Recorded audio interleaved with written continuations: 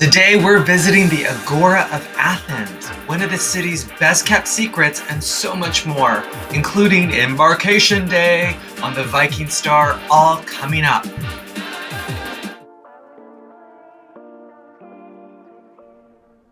Hello, I'm Jeffrey Gard with The Whole Traveler, and day 3 of our Viking Cruise Ancient Mediterranean Treasures on the Viking Star officially kicks off with Embarkation Day.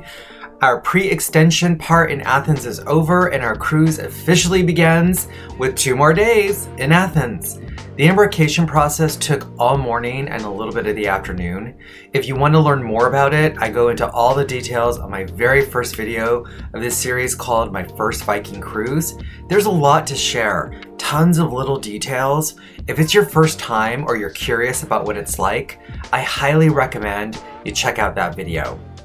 For day 3, we were headed to the Agora of Athens. So after embarkation, we took the Viking shuttle bus that took us to Hadrian's Gate, where we walked through the Plaka district. The Plaka is an upscale neighborhood in Athens and a major tourist area, so you're gonna see tons of souvenir shops, all selling the same stuff. But there's also this weird stuff too that they sell that makes no sense, like pillows in the shape of the Texas flag or stuff with Frida Kahlo on it, which I don't understand. What I did appreciate was the ancient ruins that were just casually right next to restaurants and shops. As an American, I found that to be really cool.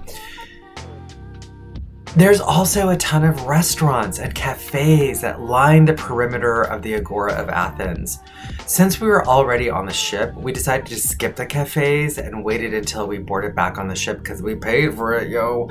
But if you're looking for a light meal or coffee and you want to dine with the locals, those cafés that line the Agora are really prime choices. You're going to feel like you're part of Athens in that way.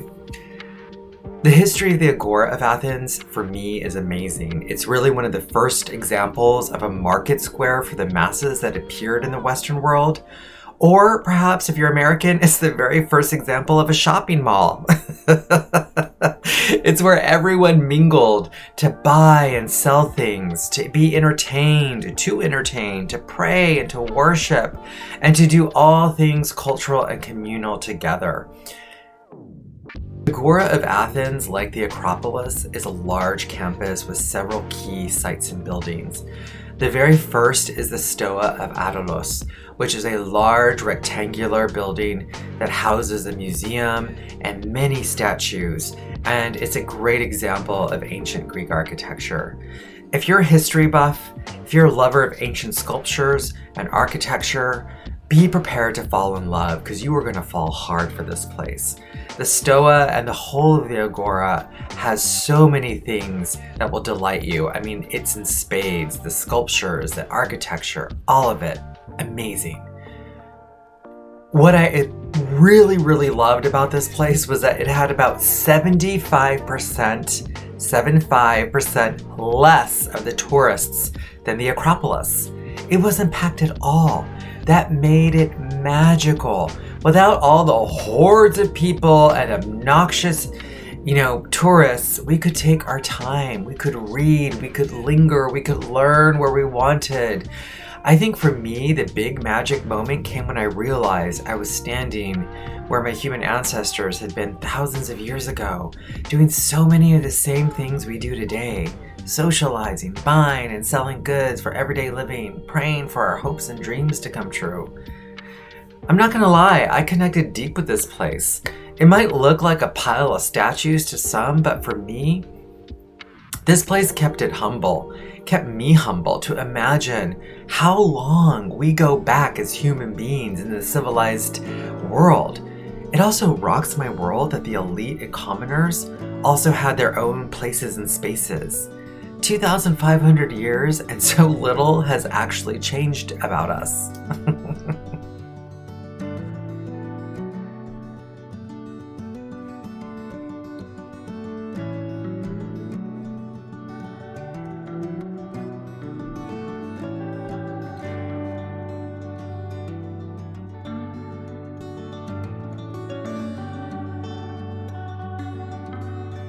The Agora is a large-scale campus, so you can walk through the grounds and capture views of all the buildings. It's so beautiful, especially the Temple of Hephaestus. You can actually climb up to the path and get some really great views of the building. It will definitely remind you of the Parthenon.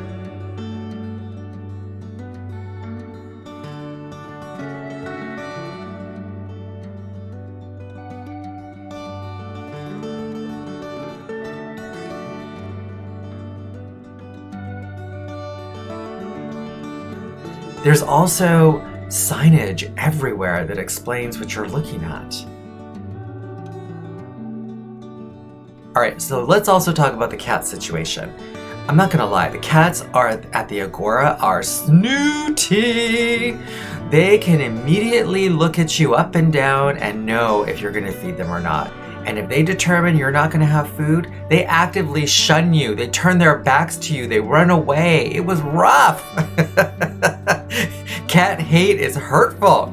They are not here to make friends unless you're gonna grease their paws. So you better know with them, it's 1000% transactional. That's it.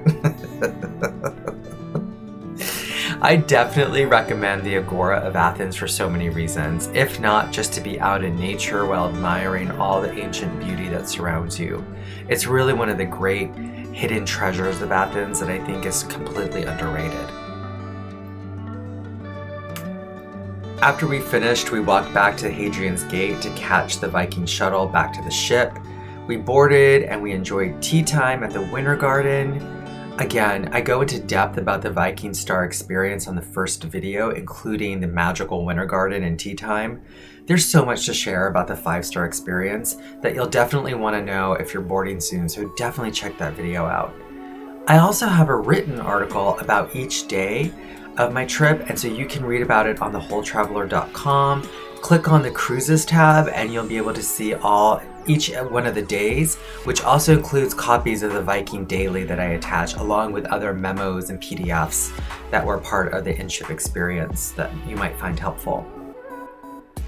On the full night there, we got a picture of the full moon, and it was truly beautiful, and it was wonderful to cap an entire experience that really for me was like a dream come true. The Viking Star was just a magical place.